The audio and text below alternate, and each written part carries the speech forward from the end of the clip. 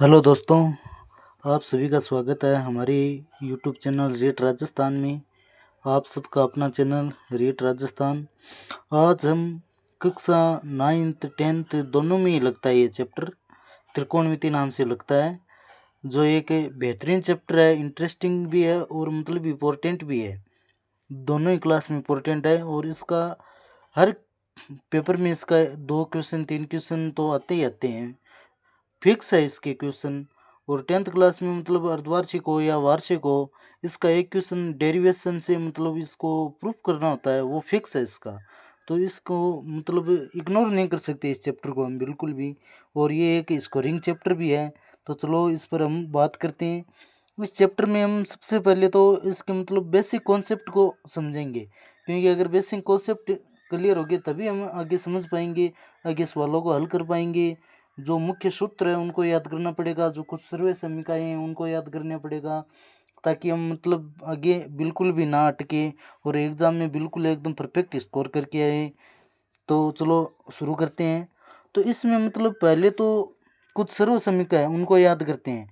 एक तो है मतलब sine square theta plus cos square theta equal to 1।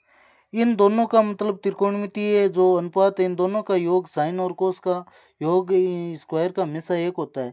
अब इस एक ही सूत्र से हम 2 सूत्र और बना सकते हैं। तो कैसे?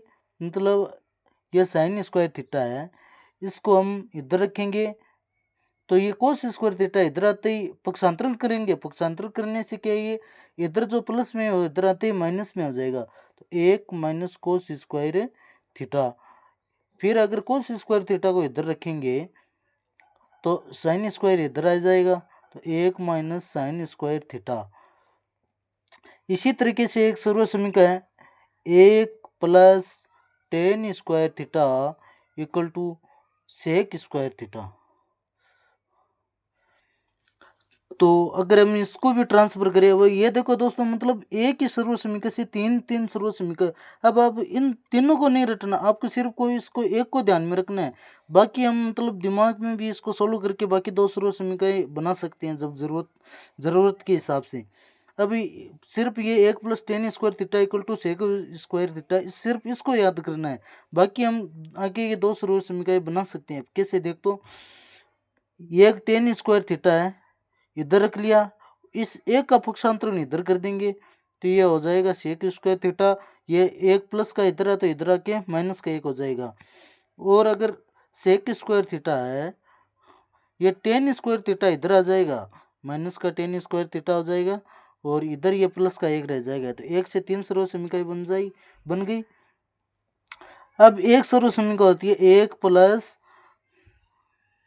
वो cot square theta equal to cosec square theta. अब देखो, बिल्कुल उस जो ऊपर किया है वैसे इसका भी पक्षांतरण करेंगे, तो cot square theta equal to हो जाएगा cosec square theta minus 1 plus का 1 इधर आते माइनस का 1 हो जाएगा। फिर कोसेक स्क्वायर थीटा, ये कोट स्क्वायर थीटा इधर आते माइनस का कोट स्क्वायर थीटा बराबर ये 1 हो जाएगा।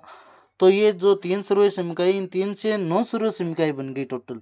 तो इन सर्व समीकरणों का इस त्रिकोणमिति के प्रश्नावली में बहुत बड़ा योगदान है। सबसे बड़ा योगदान इन तीनों प्रश्नावलियों का है, इन तीनों सर्व समीकरणों का है। तो इन सर्व समीकरणों को आपको याद करना है बिल्कुल अच्छे तरीके से, ताकि मतलब आगे जो चैप्टर सोल्व करें उनमें बिल्कुल भी प्रॉब्लम नहीं आए। और बाकी के जो सूत्र है हम अगले नेक्स्ट वीडियो में डिस्कस करेंगे उन पर। पहले आप इन 9 सर्व समीकरणों को याद करिए, फिर आगे के सूत्र याद करेंगे। ओके बाय दोस्तों।